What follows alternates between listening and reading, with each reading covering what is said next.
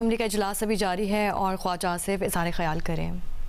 हो चुके हैं पिछले 8-10 महीनों में गज़ा में, और उससे पहले हज़ारों लोग शहीद हुए हैं फ़लस्तीन की जंग आज़ादी में, जो सन 1948 नकबा के बाद स्टार्ट हुई और कई जंगें उसमें लड़ी गईं। इसी तरह कश्मीर में भी इस मसले के ऊपर भी जंगें लड़ी गईं। पाकिस्तान ने एक दफ़ा नहीं, दो दफ़ा नहीं, 3-4 मरतबा इसके ऊपर जंग लड़ी। तो हमारी कमिटमेंट जो है इसके ऊपर, वो मेरा ख्याल है खून से लिखी गई हुई है। तो उसका स्टेटस जो है चेंज करना या सजेशन देना, मैं समझता हूँ कि कश्मीर के मसले के लिए भी ज़हर कातिल होगा हमारा जो उस पर मौक़िफ़ है, और साथ एक ऐसी सिचुएशन को अल्टर करने की बात होगी जो मैं समझता हूँ एक मुसलमान हकीकत है, और पाकिस्तान ने उसके लिए बहुत कुर्बानियाँ दी हुई हैं। पाकिस्तान की बहुत ज़्यादा खून की इन्वेस्टमेंट है, शहीदों की इन्वेस्टमेंट है। हमारे जो सरहद के उस पार जो है, कंट्रोल लाइन के उस पार जो कश्मीरी रहते हैं मकबूजा कश्मीर में, उन्होंने हज़ारों कुर्बानियाँ जो है जानों की दी हुई हैं। आज भी उनका इस्तेसाल और उन पर जुल्म और जबर जो है वो जारी है मोदी हुकूमत का। तो मैं समझता हूँ कि इस मसले को अगर सपोर्ट नहीं किया जा सकता तो कम से कम जो है उस मसले को, उसकी नफ़ी भी ना की जाए, क्योंकि ये एक मुसलमान हकीकत है और एक यूनाइटेड स्टैंड है। ये तो मेरी गुज़ारिशात थी इस हवाले से। दूसरा, मैं जनाब डिप्टी स्पीकर महमूद खां अचकज़ई मेरे भाई ने एक और रिमार्क दिया इस पार्लियामेंट के मुतल्लिक़। सर, एक तारीख़ अगर आप उठा के देखें तो 40, 50, 55 साल जो है कोई भी यहाँ पे असेंबली जो है वो कानूनी और आइनी तरीके से रुखसत ना हुई।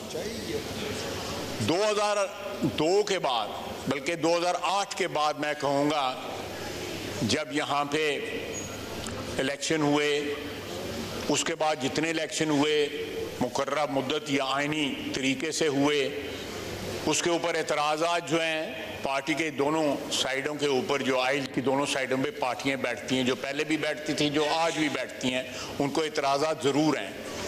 लेकिन एक रवश जो थी कि असेंबलियों की इंटरवेंशन होती थी और असेंबलियों को पैकअप करके घर भेज दिया जाता था, आइन को एब्रोगेट कर दिया जाता था। ये रविश जो है, ये रवायत जो है, इसका तसलसल तोड़ा गया और आज जो है इतराज़ात आज भी हैं। इतराज़ात आज भी जो है उस साइड के उस साइड पे बैठे हुए पार्टीज़ को हैं, इस साइड के बैठे हुए जो है वो उन इतराज़ात का जवाब देते हैं। 2018 के इलेक्शन पे जो है हम उधर बैठे हुए थे, हमें इतराज़ थे। लेकिन जमहूरियत जैसी भी हो, कमज़ोर हो, उसके ऊपर इतराज़ात भी हों, तो मैं समझता हूँ कि जमहूरियत जो है आमरीत से फिर भी बेहतर होती है।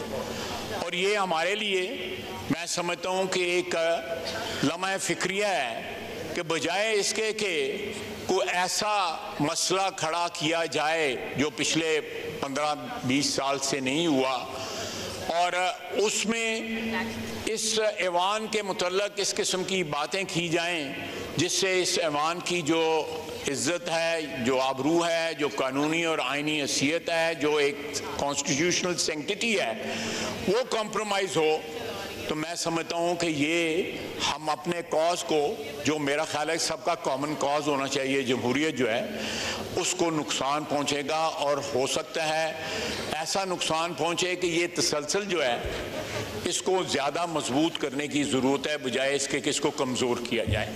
मैं ये दो मसले थे जिनकी मैं हाउस की तवज्जो जो है इस तरफ कराना चाहता था कि इख्तिलाफ़ात अपनी जगह तो सही हो गलत हो, मेरा एक अपना मौक़िफ़ है। जो उस साइड पे जो मोहतरम मेंबर्स बैठे हुए हैं, मेरे भाई महमूद खां अचकज़ई साहब का जो मौक़िफ़ है, मुझे आज से नहीं, पिछले 25-30 साल से, 35 साल से उसका पता है।